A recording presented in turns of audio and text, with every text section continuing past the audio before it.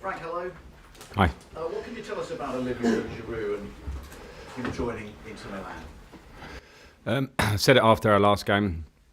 With Ollie, the situation is, if it's right for everybody, and first and foremost, that's us, the club, because he's under contract, then we'll look at whether he can leave the club. I think he's been a great professional here, trained brilliantly through this season, even without many opportunities. So I hold him in a lot of high regard for that and respect, but I still have to make a decision for the football club, and nothing's done yet. How close do you sense it might be? How imminent might something? Well, I think everyone's talking about it, so I'm not going to beat around the bush. You know that I think his agent has spoken to the club, but until we decide that it's the right thing, then of course it's not done. Is it a question of getting someone in before he can leave? Not necessarily.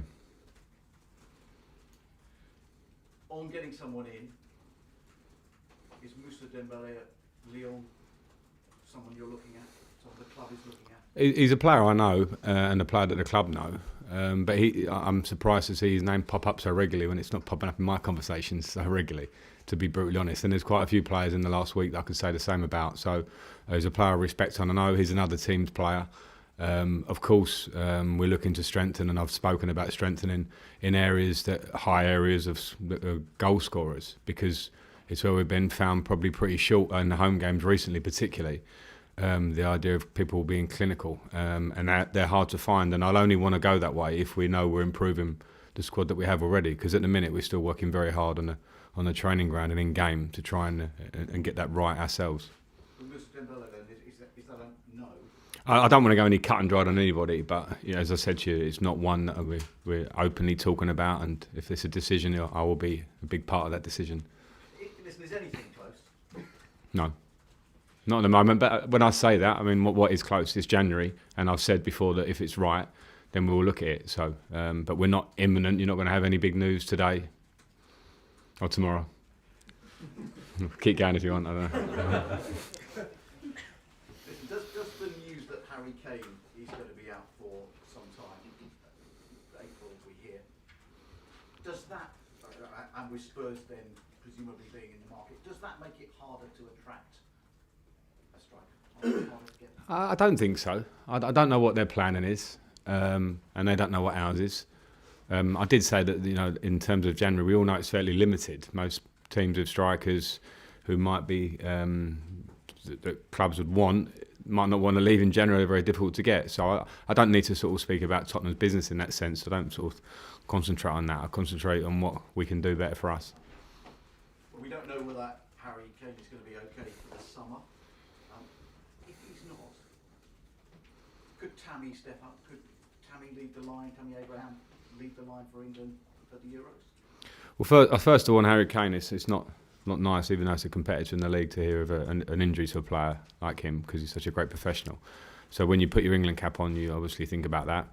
I think where Tammy's got himself by getting himself into regular squads of late, with his goal scoring that he's done for us, he's given himself a chance. So the work is all there to be done. A lot can change in football in that sort of period of a time. There are competitors that are all vying for those places up front.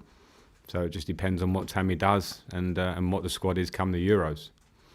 But as his club manager, do you think he has what it takes? I'm delighted with him. I never want to step on Gareth's toes. He has his squad to pick. He has different options available and sees things probably slightly different to what I do. I'm delighted with him. Have been all season. Delighted with his progression. Delighted that he got in the England squad. So for me, yeah, I think he's a player that can play at the very highest level. But he's still in those early stages. This is the first period of time in the Premier League where he's scoring goals. I expect a lot more of that from him, and I think hopefully the progression goes one way. And what happens with England is down to himself and obviously Gareth or the England manager's choices. Last couple, please, Ian. How do things stand with your squad for the weekend, and just update on Ruben as well?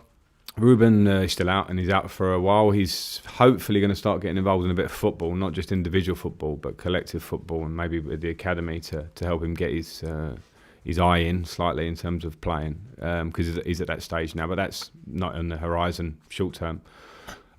Christian Pulisic's out. He'll be out for a few weeks. He was injured in training last Saturday, the day before Nottingham Forest, and Yeah, it's an injury in the adductor. So he's got a tendon injury. So disappointing for us, and we'll have to see how quickly he recovers, because it's quite a nasty injury. He was in pain when it happened. Nobody else. Marcos Alonso is recovering. He's sort of trained today, but he won't be ready for tomorrow.